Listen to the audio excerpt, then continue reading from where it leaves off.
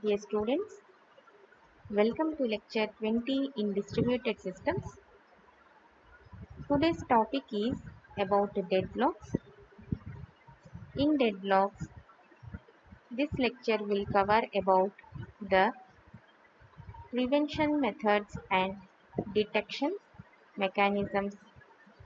It also covers about what are the recovery methods used to get out of deadlocks. In the previous lecture, we have seen about the deadlock avoidance. Now about deadlock prevention. See here, we have already discussed that there are four necessary conditions to occur a deadlock. If all those four conditions are met simultaneously, then there is a possibility of deadlock. So, what are those four conditions? Are mutual exclusion, hold and wait, no preemption, and circular wait. These are the four necessary conditions for a deadlock to occur in a system. But if any one of the condition is not satisfied and it cannot be satisfied, then there will be no deadlocks. Right? If at least one of these conditions is never satisfied. What are those conditions? Out of these four conditions, if any one is not never satisfied, then deadlocks will be impossible. So, the only idea is there are three important deadlock prevention methods. Means, in order to fail one condition, there are three important deadlock prevention methods. Those are collective requests is first one, ordered requests and preemption. With these three methods, we can prevent the occurring of deadlocks. Okay. In the first one denies the hold and wait condition, and the second one, that is ordered request, will deny the circular wait condition, and the third one prevents the occurring of non-preemption condition. So the mutual exclusion condition is denied for some non-shareable resources. See, first one is mutual exclusion. We can, how we can deny this service means, for example, there is a printer and we know that printer is a non-shareable resource, and that resource should be exclusively used by one single process at a point of time. So, without giving mutual exclusive access, what this resource can do is, by spooling printer output, several processes can generate the output at the same time. Spooling is nothing but storing it in a temporary intermediate storage, is nothing but spooling.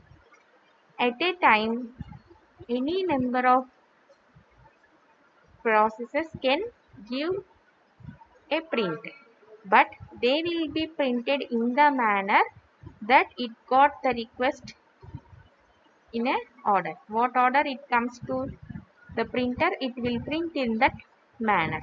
So the spooled outputs are transferred one by one to the printer, right? Here, no process is blocked for waiting the printer. All the processes are executing that print command, right? Spooled outputs are transferred from one by one to the printer by the printer daemon. So he will take care that only process that actually requests the physical printer, and the printouts will come one by one. So in general, this it is not possible to prevent deadlocks by denying the mutual exclusion condition. Okay. So the denial of mutual exclusion condition is rarely used. So these are the three methods which we will use common to deny all the other three: hold and wait requests and no preemption request, and the other one is this one circular weight. So we cannot deny mutual exclusion in real. So we will see about the concept of collective requests.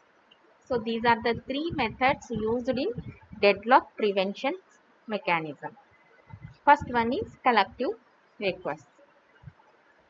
We all know that this method will deny the hold and wait condition.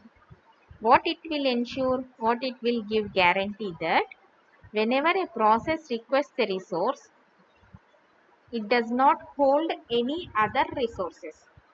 So if P1 is requesting any resources, this collective request mechanism will guarantee that P1 is not holding any resource. Okay. So what are the policies used for ensuring that the process is not holding any other resources are these two, sorry. A process must request all of its resources. Means in the before class also we have seen that all the process must submit in advance what are the maximum number of resources it want to use. In the similar manner, the process must request all of its resources before it begins the execution. So, if any process, P1 process is requesting 3 resources, if all the needed resources are available, means all the 3 are available, they will be allocated to the process so that the P1 process can run its job and it can complete the job with the 3 resources. So if one or more of the requested is not available, means P1 has asked 3 resources but only one is available, then none will be allotted. P1 will be just in a waiting state for getting the total 3 resources. Okay, this is the first policy that under collective requests. Either all will be granted if they are available or none will be granted. Means no resource will be granted if all the requested resources are not available. Hope you have understood this. P2 is requesting 5 resources. If 5 are available, they are allocated to the P2 process. If there are only 3 resources, are they allocated to P2? No, they are not allocated to P2. Why? Because other 2 are not available. So the process will be in the waiting state. And the second criteria is, as a policy is, instead of requesting all of its resources before execution, means here we have seen that it should specify the number of resources required for the execution of the job. So here, without specifying the all of its resources, a process can request a resource when it is in execution state. When it can ask for resources while executing means when the process is not holding any other resources, in such a case it can request. Means P2 is executing its job. Now P2 want a resource. In which case it can request a resource? When P2 is not holding any resource, then we can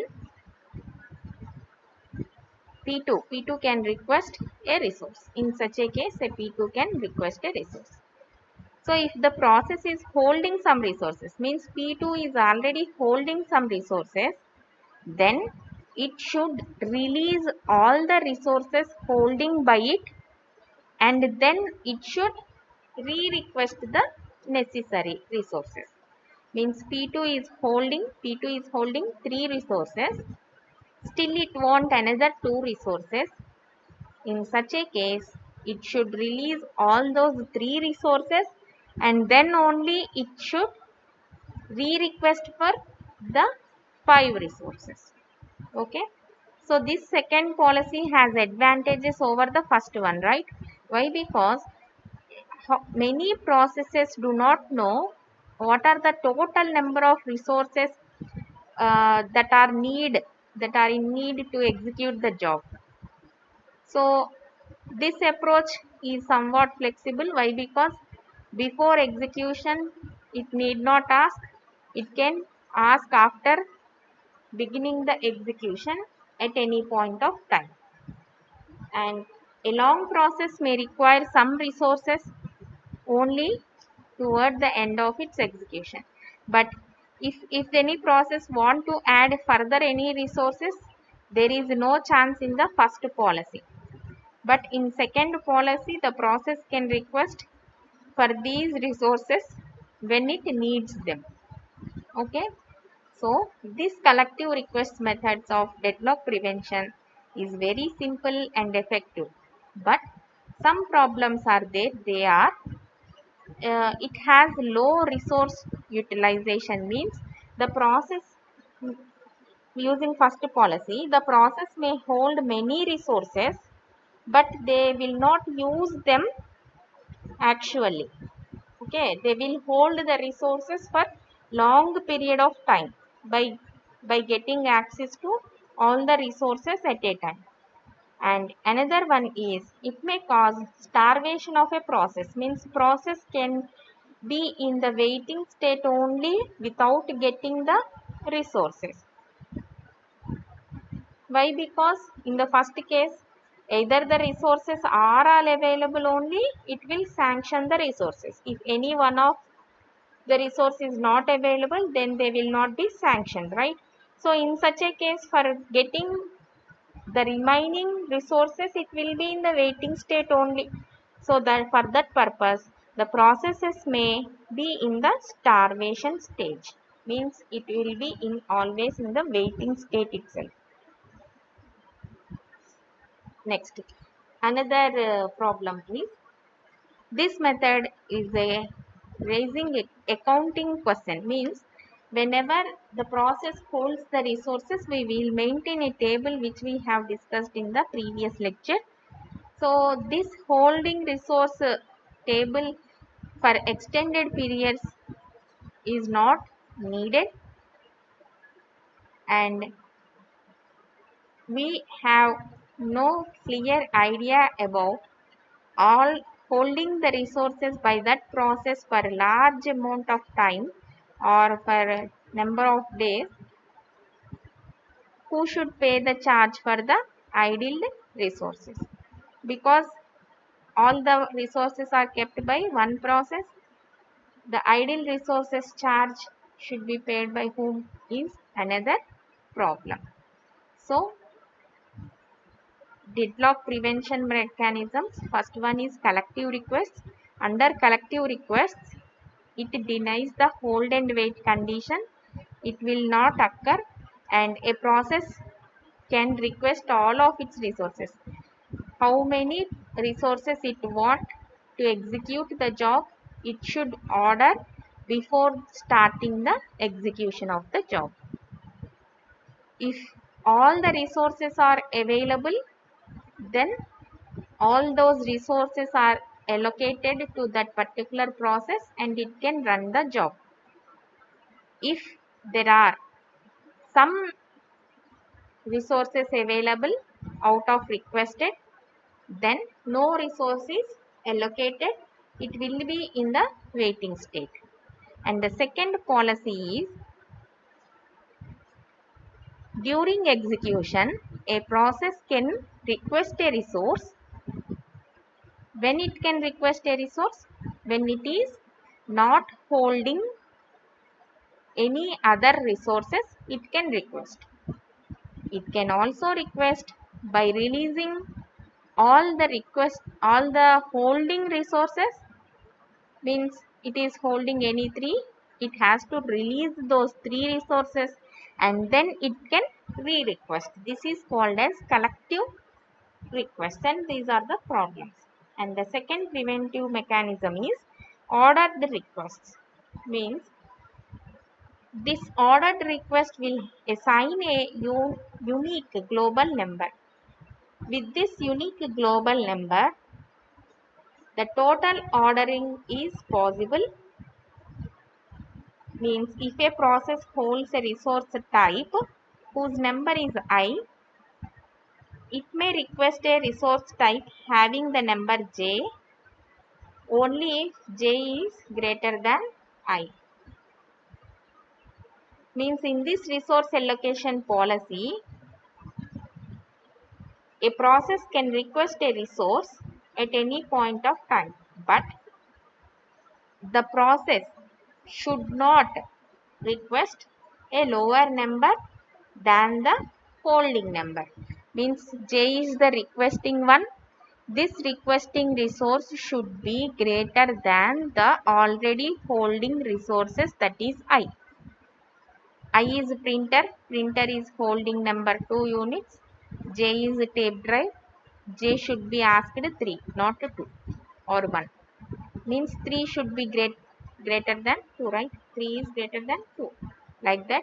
Or the requesting resources should be greater than the holding resource.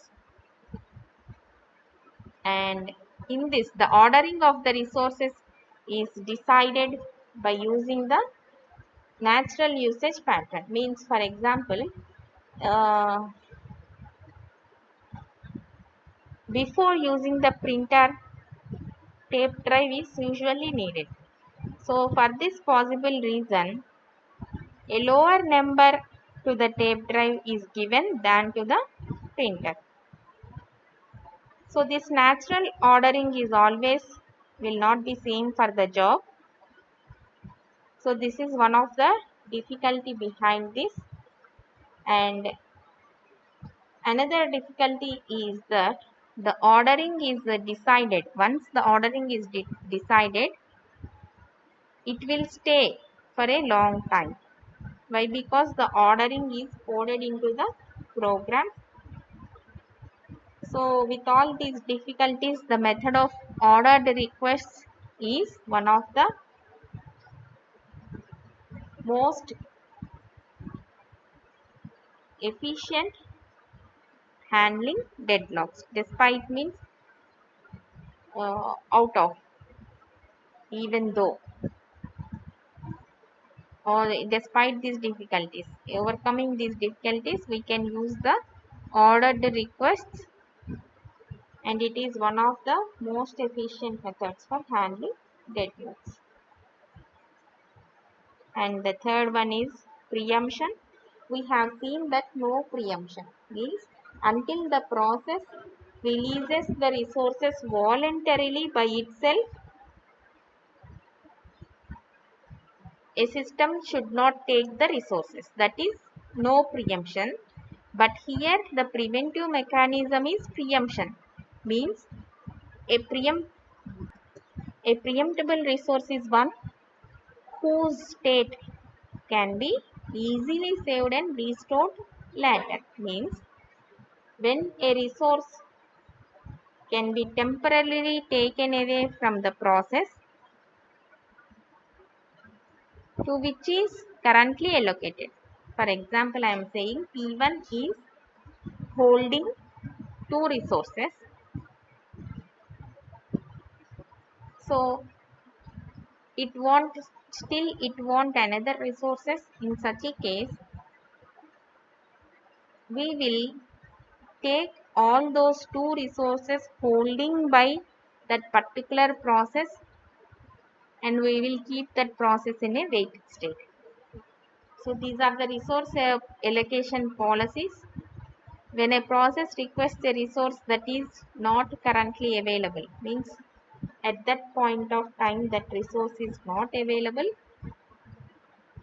So as I said, if P2 process is holding two resources, so all the resources held by that process means all that two are taken away, means preempted from it, means the from P2 process, and P2 process is blocked. Why it is blocked? It will be unblocked when the resource requested is available. Okay. Until then, it is blocked. If that process is not in a blocked state, then it will be in a waiting state for a resource. As the resource is not available, whatever resources it is holding are taken away from the process, and it will be kept in a blocked state, so that all those resources held by that process are free and they can be used by another process. After some time, the requested blocked process can get all the resources and it can do its job.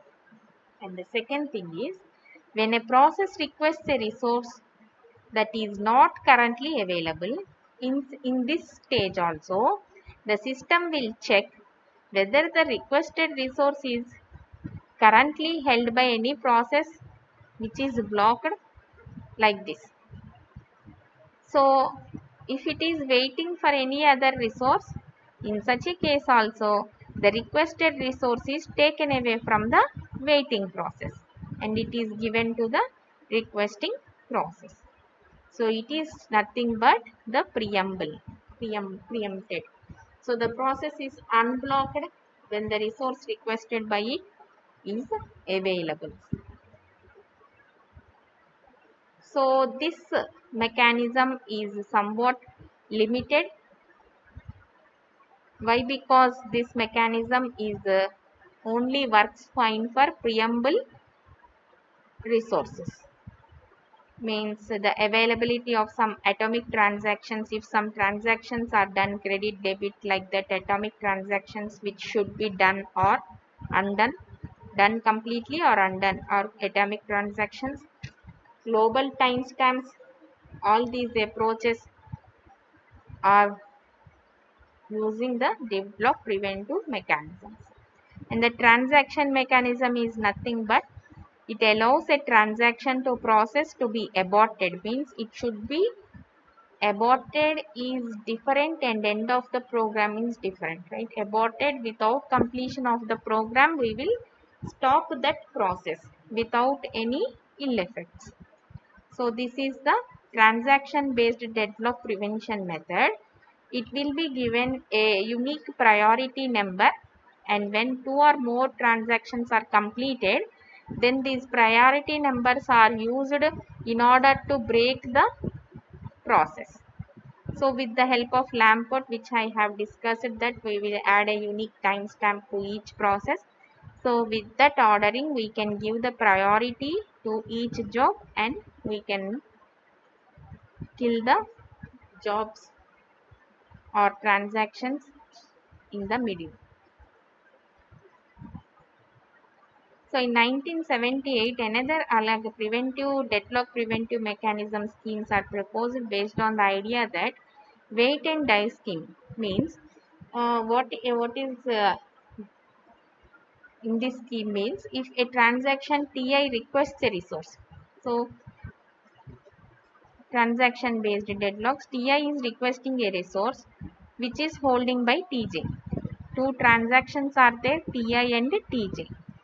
Ti is blocked if its timestamp is lower than of Tj. Means, see here, transaction Ti, for example, assume it as T1 and another transaction is T2. Ti is blocked. T1 is blocked. When it will be blocked, the timestamp is lower than T2. Means T2 is the latest transaction. Otherwise, it is aborted. For example, there are three transactions T1, T2 and T3. T1 is the oldest. Every time the oldest will have a lowest timestamp, right? Whatever transaction done first will have the lower timestamp. This one done at 10:45, 10:46, 10:47. Obviously, T1 will have a lowest timestamp. So it is having lowest timestamp, so it is oldest. and T3 is the youngest, which is having highest timestamp. Now T1 is requesting a resource which is held by T2. So T1 will be blocked until how much time it will be blocked means until T2 releases voluntarily the resources holding by it. Okay, why? Because T2's timestamp is more than T1's. Already T1 is oldest. So on the other hand, if T3 requests a resource held by T2, T3 will be aborted. Why? Because we have seen that if the timestamp is greater, it will be aborted. So here T3 is waiting for T. In the previous case, T1's timestamp is less than T2.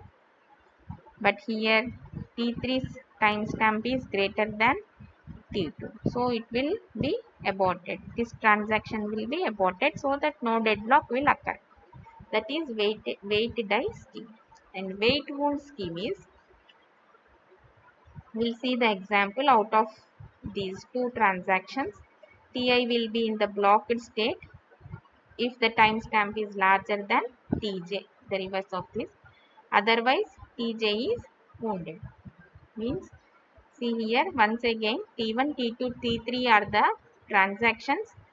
If T1 requests a resource held by T2, so the resource is given by killing the process transaction T2, it will be allocated to T1.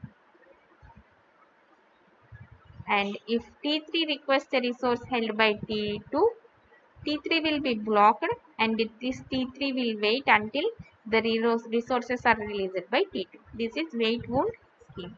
It will wait until the T2 releases that resources. But here it will die. Wait die scheme, wait wound scheme. So next is deadlock detection. So in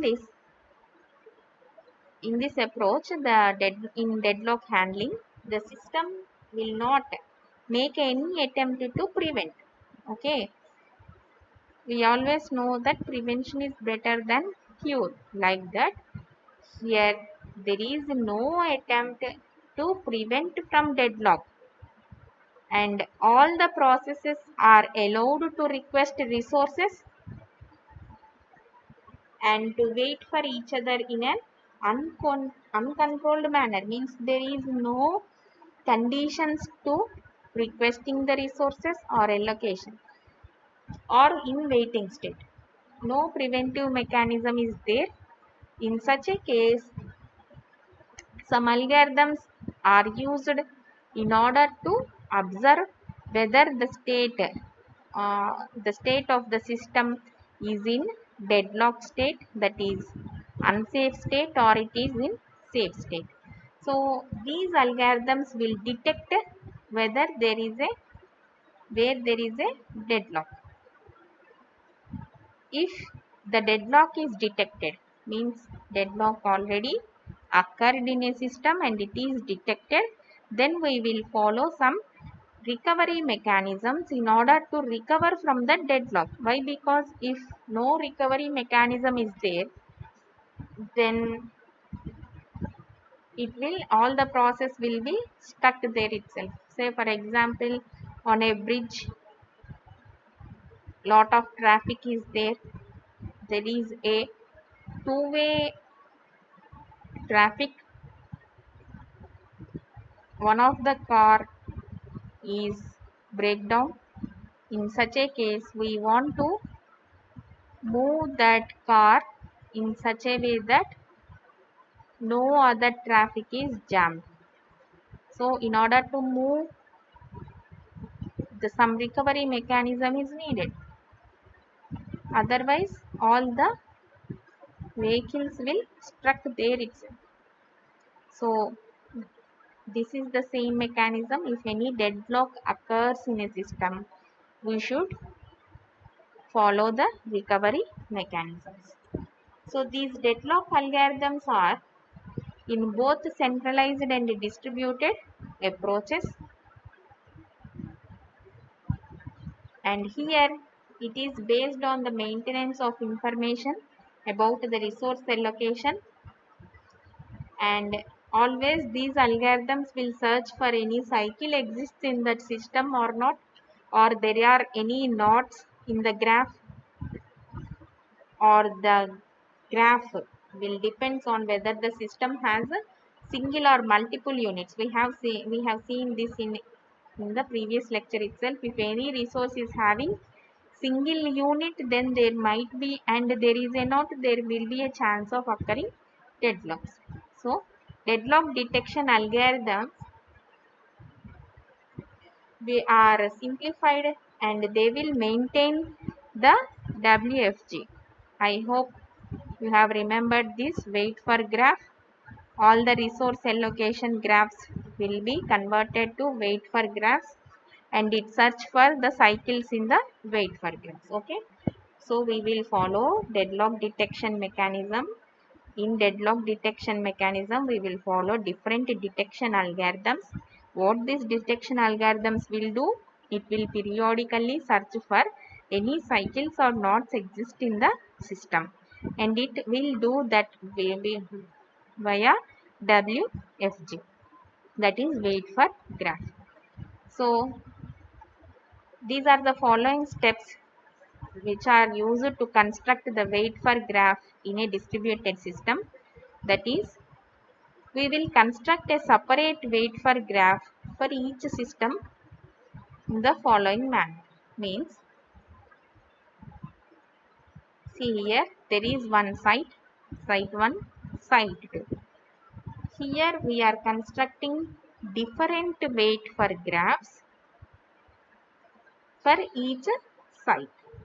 After that, we are converting this resource allocation graphs to wait for graphs. You know that to convert a resource allocation graph to wait for graph, just we need to remove this resource and join the process directly, P3 to P2, P2 to P1. Why? Because P2 is requesting R1, so it should be joined with P2 to P1. Like that,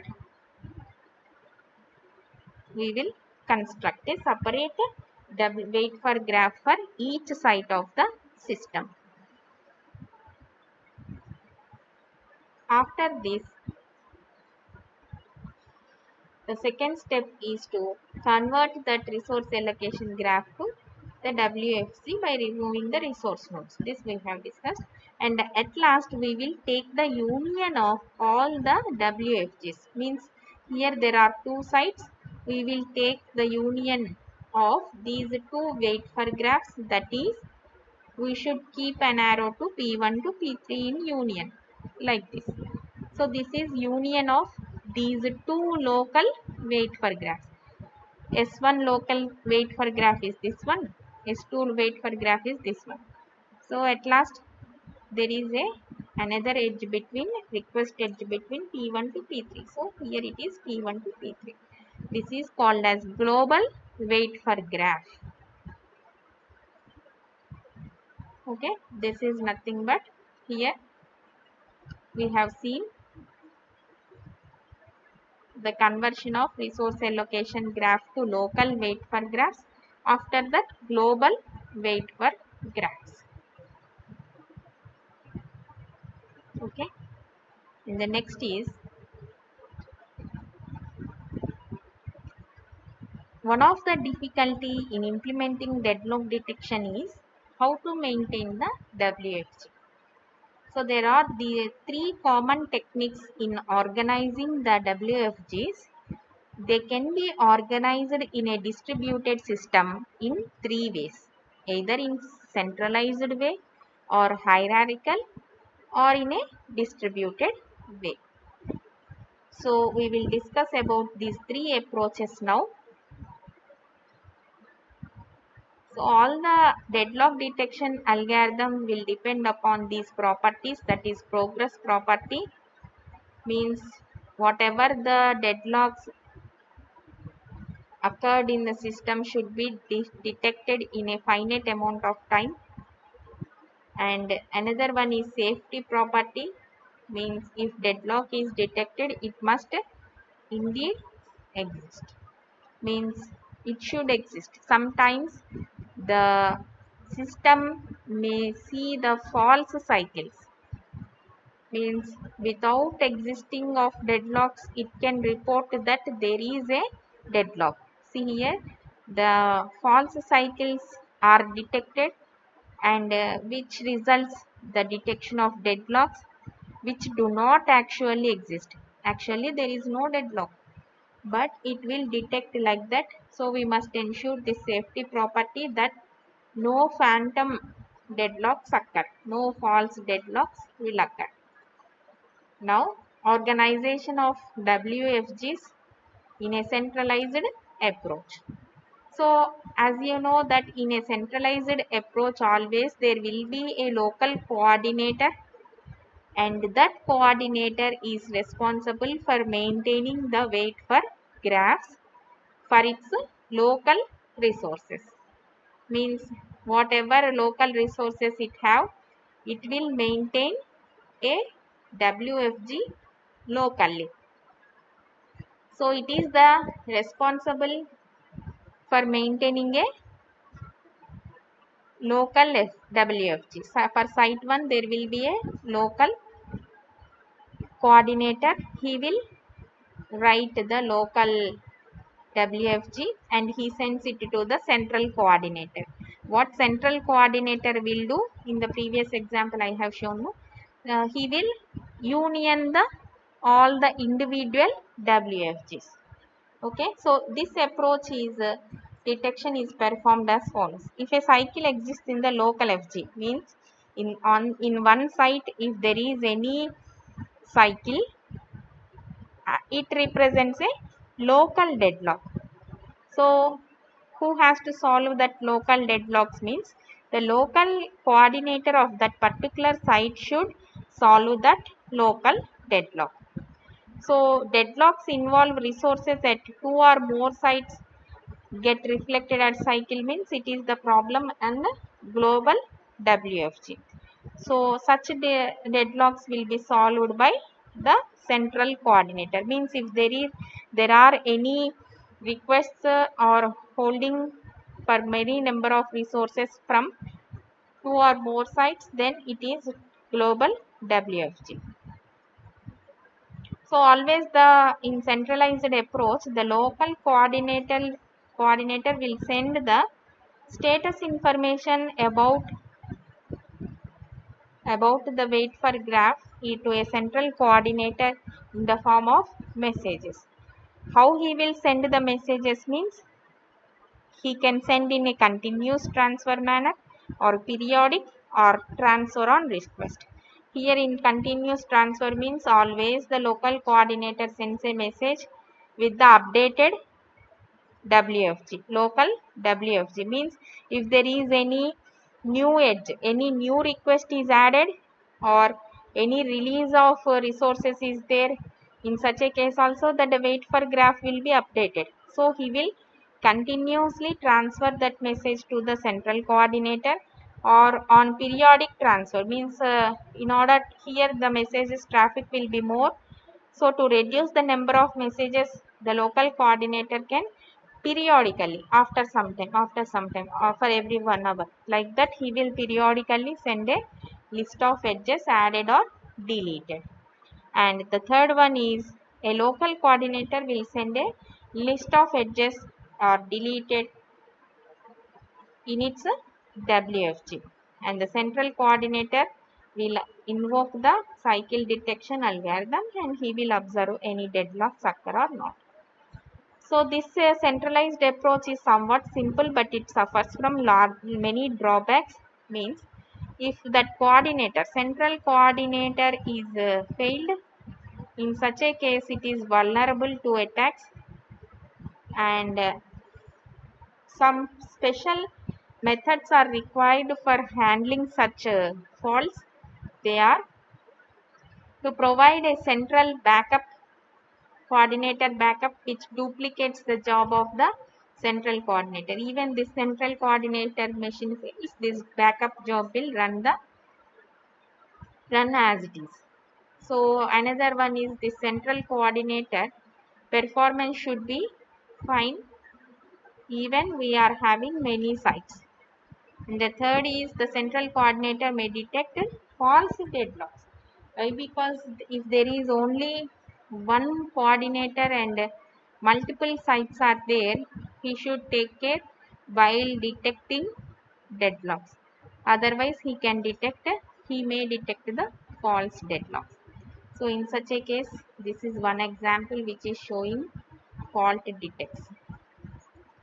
Okay, this one resource allocation graph of local site S1 S2, and this resource allocation graph maintained by the central coordinator is he is saying that there is a deadlock which is false. A resource allocation graph after step 5. This is very much similar to the previous one we have discussed. So this central approach is, what are the disadvantages in central approach are overcome by this hierarchical approach. So in this one, these experimental measurements have shown that 90% of all deadlock cycles involve only two processes. So the centralized approach is very much less attractive than for real applications.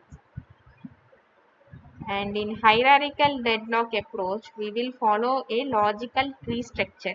Means there will be a deadlock detectors which are called as controllers. Each controller at every site is responsible for detecting deadlocks, and they can detect those deadlocks that involve the sites in the hierarchy. So here in centralized approach, the entire global WFG wait for graph is maintained at single site, right? In a centralized approach, there will be maintenance at single site. But here in hierarchical approach, it is distributed. Means in a tree format, see here, like this. In a tree format, we will maintain controllers at every level and it is distributed. It is not centralized. So it is distributed and it can overcome the centralized approach disadvantages. So a local controller will maintain its local graph, and a tree representing the hierarchy of all controllers is done via these rules. Each controller that form a leaf of the hierarchy tree maintains the local WFG. What leaf means? The last node in that particular tree is leaf tree. It will not contain any child elements. Okay. See here, for example, this hierarchical detection P2, you can think that P2 is not having any child elements like that.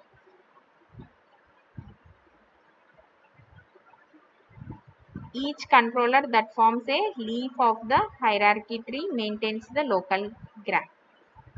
And non-leaf controller will maintain a WFG which is the union of its immediate children in the hierarchy. See here, we will see in this diagram.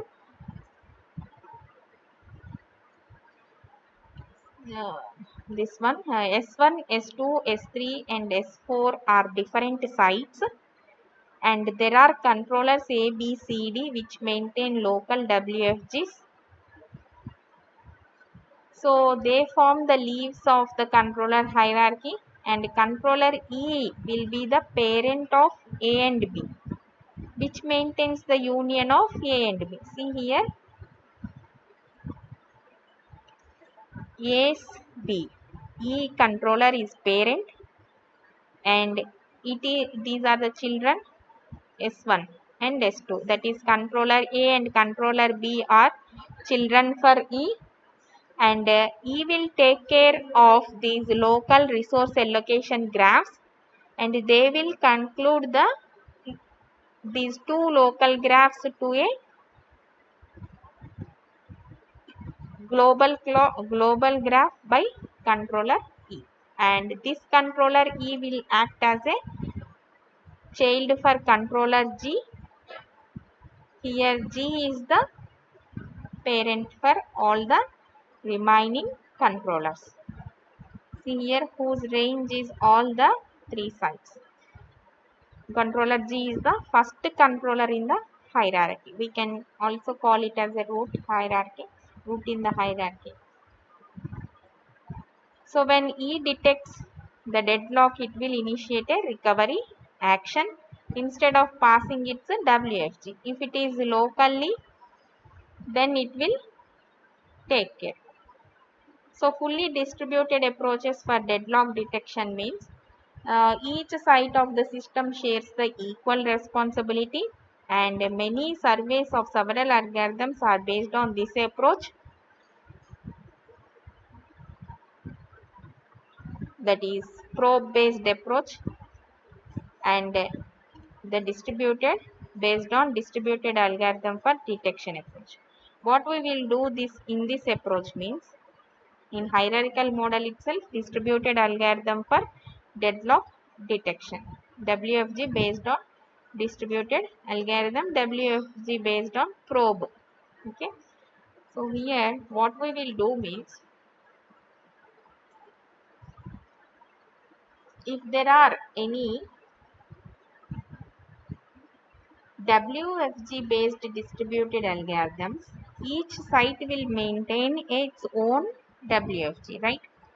So to model the weighting situations which involve some non-local process,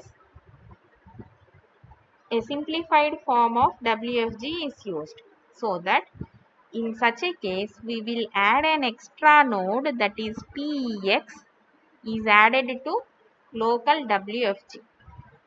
So what this node?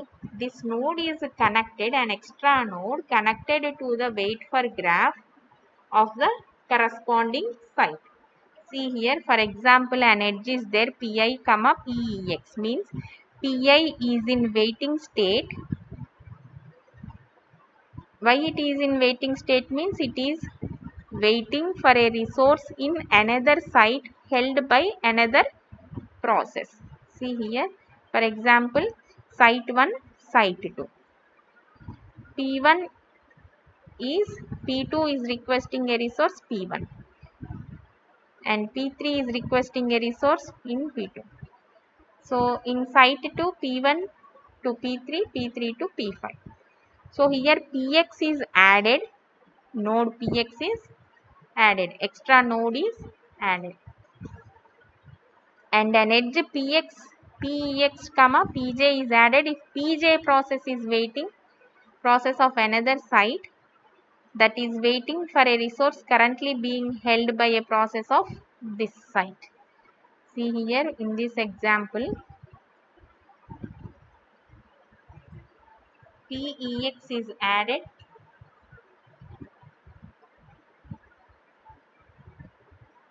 P1 comma Pex is added.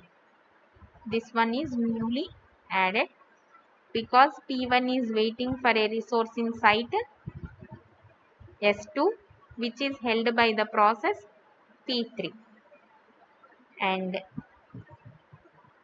P3 comma Pex is added because P3 is waiting for a resource that is there in site S1.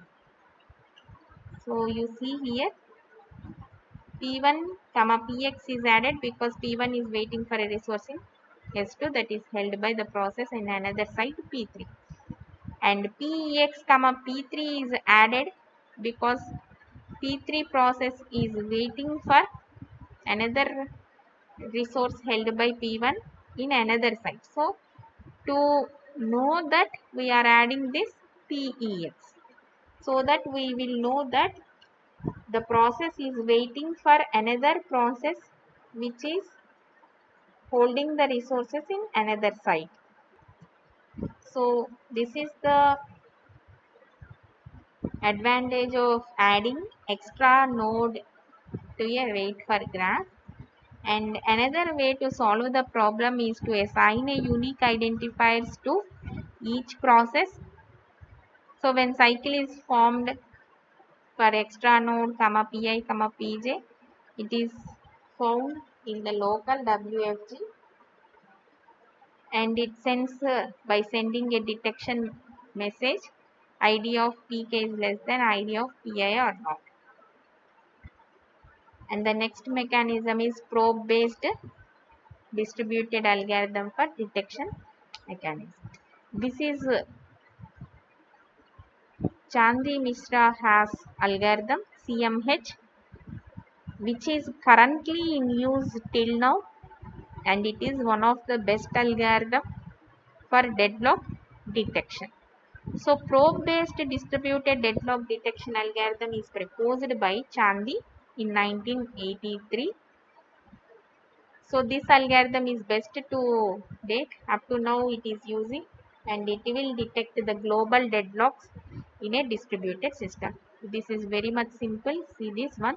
This algorithm will allow a process to request for multiple resources at a time. Means P1 can request R1, R2, R3 resources at a time. It can request. So when a process that requests for a resource, either one or many resources, if they fail to get that request resources and the time is out, it generates a special probe. It will wait for 5 minutes or so, then it will generate a special probe message, and it sends to all the processes holding the request resources. Means P1 is requesting a resource which is holding by P2 or P3. So this probe message will go to the process whoever holding that resources. We can know it via wait for graph, right? In wait for graph we can know the requesting resource is held by whom. Like that it will send this probe message. What it contains means identifier of the process just blocked, that is P1, as if P1 is requesting P1, identifier of the process sending this message, and we will see this example, the identifier of the process to whom this message is sent. See, if P1 process is sending a probe message to P3, then what it means, P1 is requesting a resource that is held by P3. P1 is requesting a resource that is held by P3. So it sends a probe message. What with these three fields: identifier of the process just blocked, identifier of the process sending this message P1 in both the cases, identifier of the process to whom it sent means P3. For P3 it is sending the message. What this recipient will do, it will check to see if it itself is waiting for any other resources. Okay. For releasing of P3, for releasing of the resources required by P1, P3 will check whether I am waiting for any other resources held by other process or not. It will check. It will check whether I am waiting for any resources held or not. So, if not, means P3 is not waiting for any resources. In such a case, the recipient is using the resource requested by the process and sends the probe message and send to it. So what what the recipient will do means it will simply ignore it. So if the recipient is waiting for any other resource, means here in this case is true, P3 is waiting for P5 resource, then what this will do?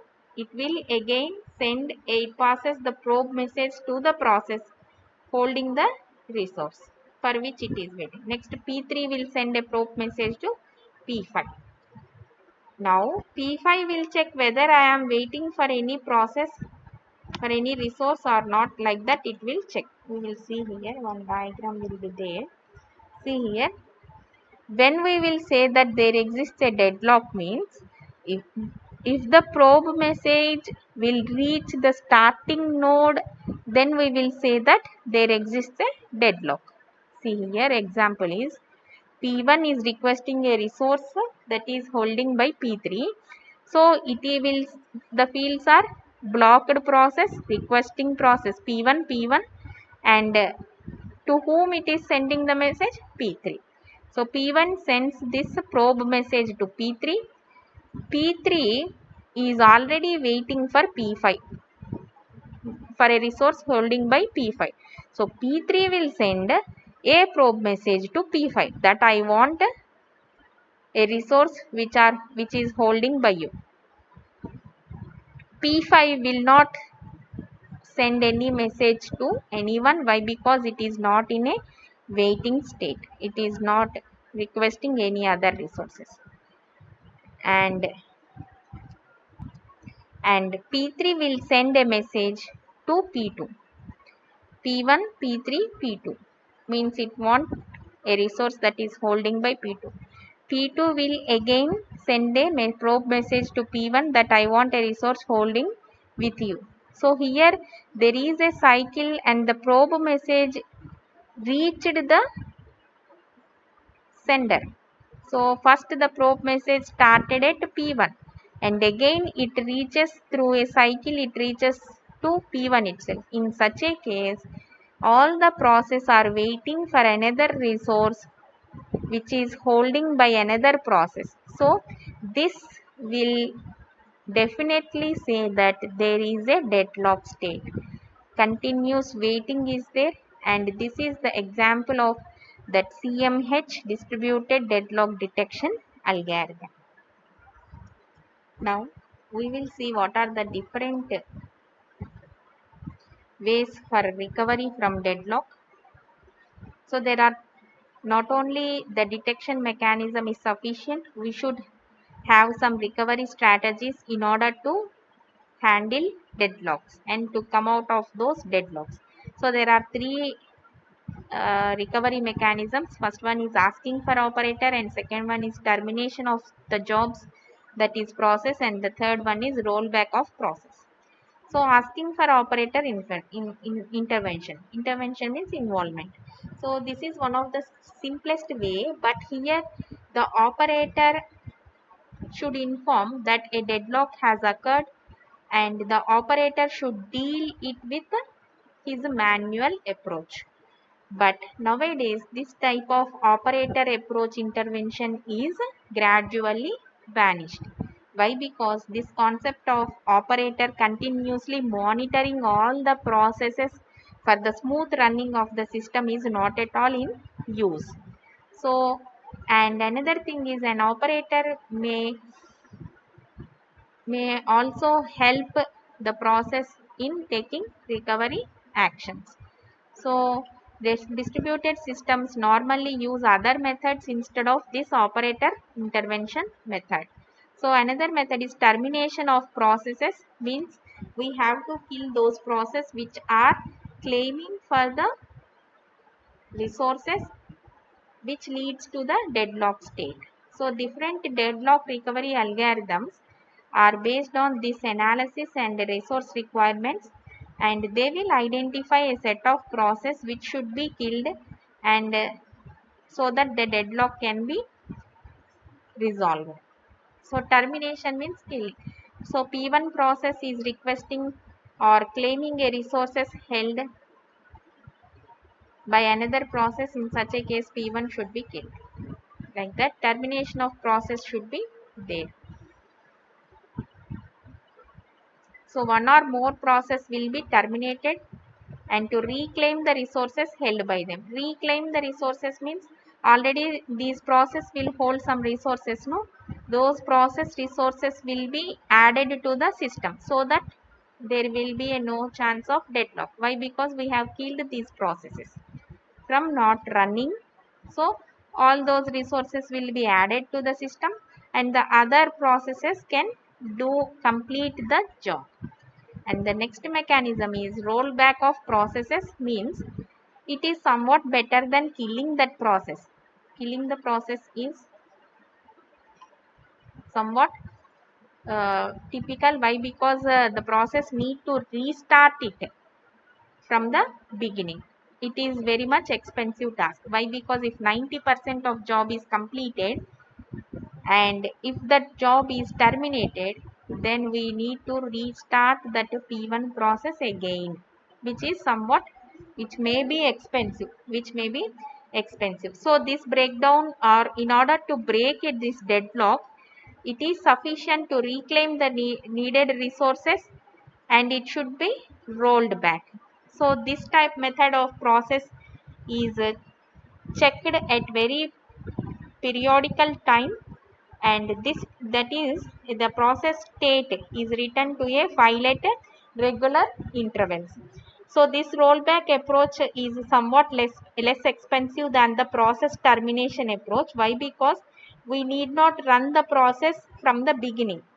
So some of the issues in recovery from deadlock is, while doing rollback or in termination of the process, we have to select the victim. Means we have to select the process which involved in deadlock and which process should be terminated or killed so that we will recover from deadlock. So for that selection of victim, we will follow some factors like minimization of recovery cost, means with the selection of that particular process will minimize the recovery cost. Always the repairs or the recovery cost should be minimized. So how it will minimize the cost, means depending upon the priority of the process. If the process is having much priority, then we should not select that process as a victim. And the nature of the process, such as interactive or batch and possibility, in if there is any possibility of ill effects, in such a case also we should not select that job. And number of types, number and type resources held by that process. How many number of resources are held in by that process is another factor, and how much extent it has executed its job. What are the total number of processes that will affect with the termination of this process should be checked. But only if the minimization cost is considered, that process may lead to the starvation state, means every time with having less priority, that job will be selected every time. If P2 is selecting every time, then P2 will be in a starvation state, that is it cannot execute its job. So this situation is starvation stage and we should minimize this approach. And another approach is to be followed, which include the number of times a process is victimized as a parameter in the cost function. And the another one is use of transaction mechanism, in which a process can be killed or rolled back to recovery from deadlock, and it has to be rerun. So this type of uh, rollback mechanisms are used in deadlocks. I hope you all have understood this topic. Thank you.